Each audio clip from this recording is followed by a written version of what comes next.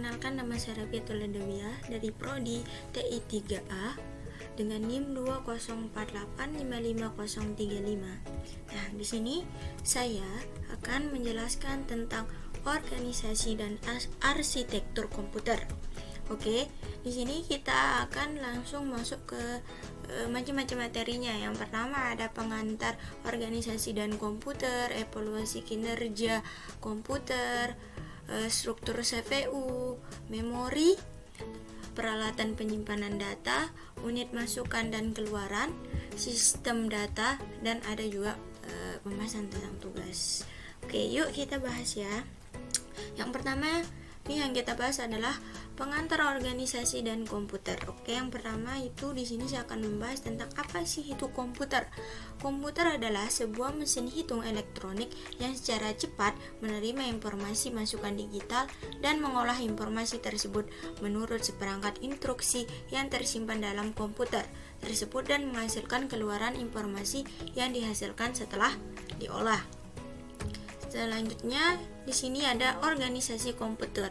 Organisasi komputer mempelajari bagian yang terkait dengan unit-unit operasional komputer dan hubungan antara komponen sistem komputer. Contohnya di sini tuh unit-unit operasional tersebut adalah teknologi hardware, perangkat antarmuka, teknologi memori, sistem memori, sinyal-sinyal kontrol, itu contohnya ya. Terus yang ketiga itu ada pengertian dari arsitektur komputer. Arsitektur komputer merupakan studi dalam merancang komponen hardware yang berhubungan untuk membentuk komputer yang memiliki performance optimal dengan biaya yang wajar. Contohnya di sini tuh ada set instruksi aritmatika yang digunakan teknik pengamatan, dan terus ada contoh mekanisme input dan output. Oke. Yang kedua tuh yang kita bahas adalah evaluasi dan kinerja komputer. Apa aja sih? Mulai dari generasi pertama dari tahun 1944 sampai 1959, di sini itu adalah generasi pertama. Ciri-cirinya adalah ukuran fisiknya besar, prosesnya lambat, programnya bahasa mesin yang 01, butuh daya listrik yang besar dan hanya digunakan untuk bisnis. Pada komputer generasi kedua 1960 sampai 1964. Di sini generasi kedua, ciri-cirinya program sudah memakai bahasa tingkat tinggi, menggunakan hard disk, proses cepat, menggunakan daya listrik rendah, contohnya IBM 7094. Oke. Generasi ketiga dari tahun 1964 sampai 1975, yaitu ciri-cirinya menggunakan IC lebih cepat dari generasi kedua, mulai berbentuk mini, mengurangi daya, dan membutuhkan pendingin. Contohnya IBM 360. Oke. Untuk generasi keempat dari tahun 1975 sampai sekarang, generasi keempat cirinya berukuran kecil. Semua komputer CPU-nya single chip 4-bit, 8-bit mikroprosesor dengan desain aplikasi khusus muncul pada tahun 1974 sampai diperkirakan sampai 880.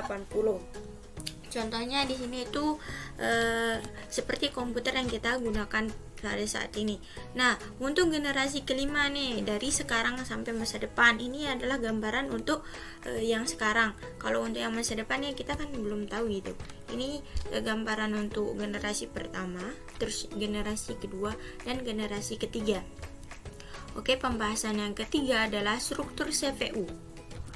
Di sini pengertian CPU adalah pusat kendali. Ini disebut Central Processing Unit atau CPU.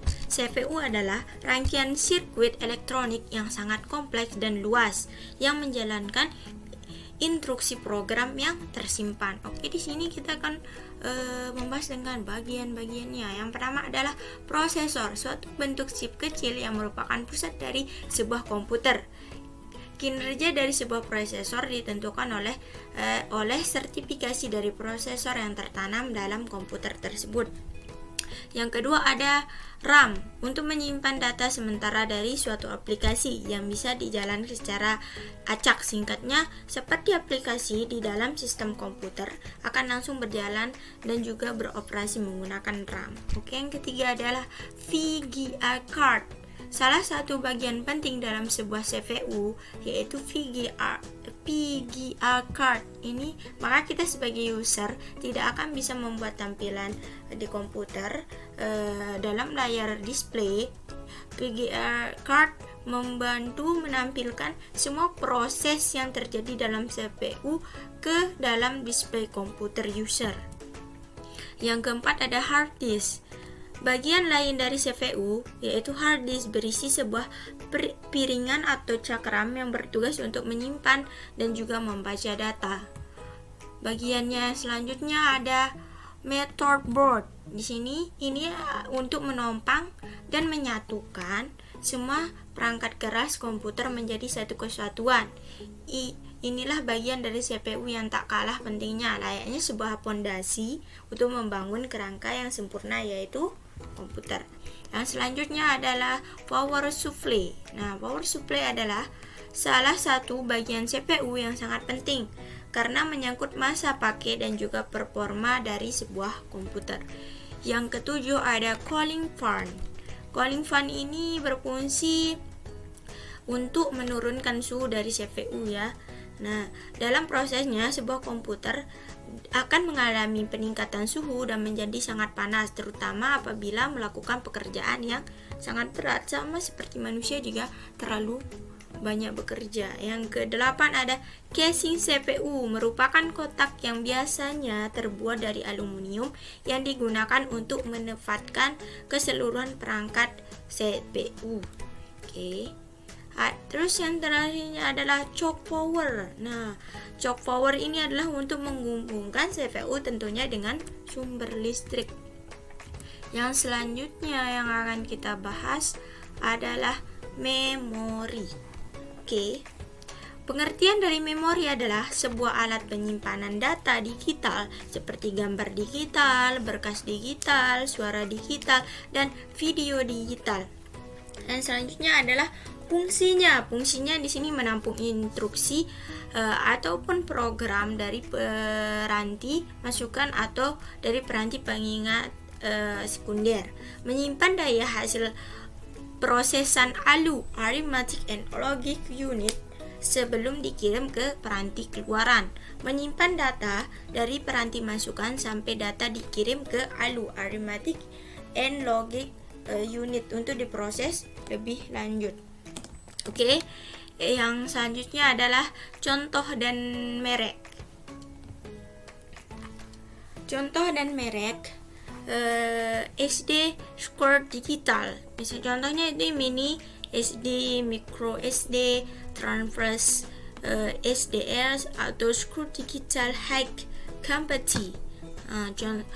Kalau mereknya itu misalnya Panasonic, Samsung, Siemens, Sony, dan lain-lain. Oke, selanjutnya kita akan membahas tentang jenis memori. Nah, di sini tuh memori itu kan banyak jenisnya ya. Yang pertama ada ROM, Read Only Memory, yaitu media penyimpanan yang bersifat permanen dan data di dalamnya tidak dapat dimodifikasi. Dengan kata lain, ROM hanya bisa diakses dan dibaca oleh pengguna tanpa bisa dimodifikasi. Ini tuh biasanya ukurannya itu dari 4 GB, 32 GB sampai 512 GB. Oke, yang kedua ada RAM, Random Access Memory, berfungsi sebagai tempat penyimpanan data sementara atau memori serta berbagai instruksi program dan hanya bekerja saat perangkat tersebut hidup atau beroperasi. Sini tuh ukurannya biasanya adalah 1 GB, 2 GB, 4 GB, 8 GB sampai yang paling besar tuh 16 GB ya. Terus yang ketiga ada DRAM, Dynamic Random Access Memory. Banyak digunakan dalam komputer sebagai memori utama yang harus disegarkan oleh CPU secara berkala agar data di dalamnya itu enggak hilang. Di sini itu frekuensi ya, dia punya frekuensi antara 4,7 MHz sampai 40 MHz. Yang selanjutnya adalah ada CMOS, Company Multi Oxide Semiconductor, agak belepotan, dan Cache Memory, chip dalam rangkaian terintegrasi yang digunakan di RAM statis, pengontrolan mikroprosesor, dan sirkuit logika digital lainnya, sedangkan Cache bersifat sementara. Yang selanjutnya itu yang kelima, peralatan penyimpanan data. Yang pertama, pengertian dari peralatan penyimpanan data adalah perangkat keras yang utamanya dipakai untuk menyimpan data. Setiap komputer, desktop, laptop, tablet, maupun ponsel cerdas seperti yang kita pakai saat ini.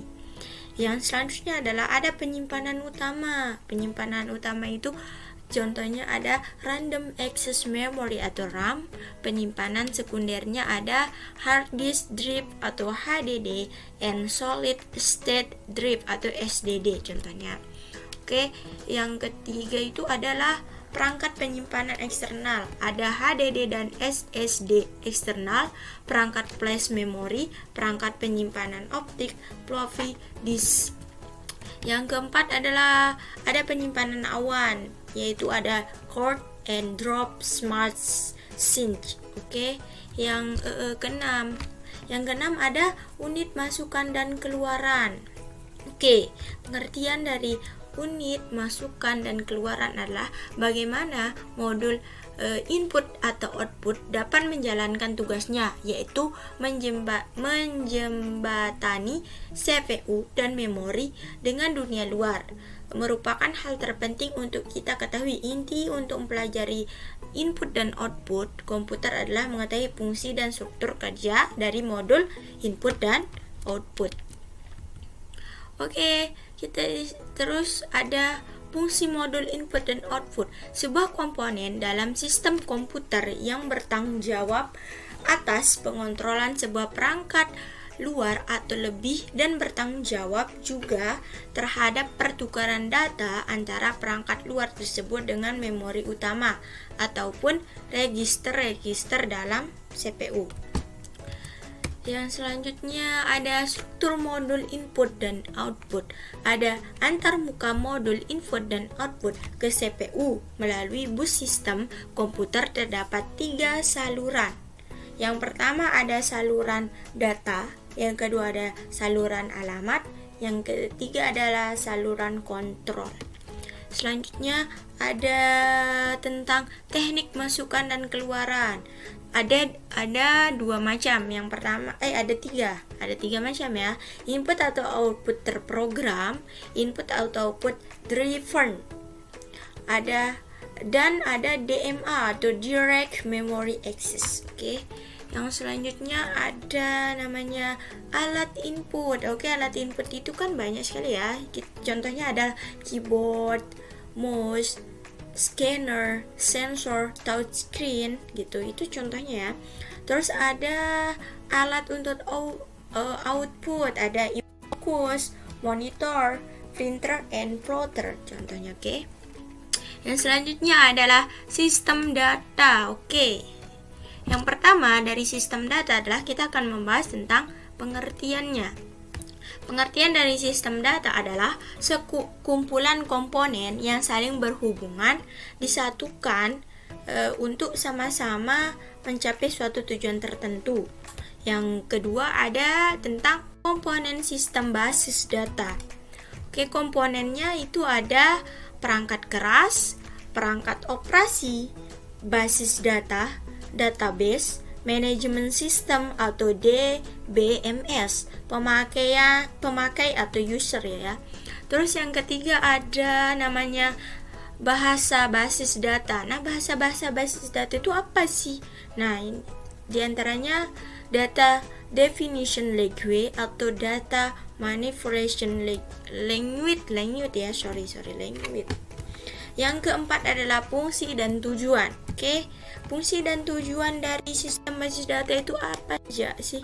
Yang pertama adalah ketersediaan atau availability.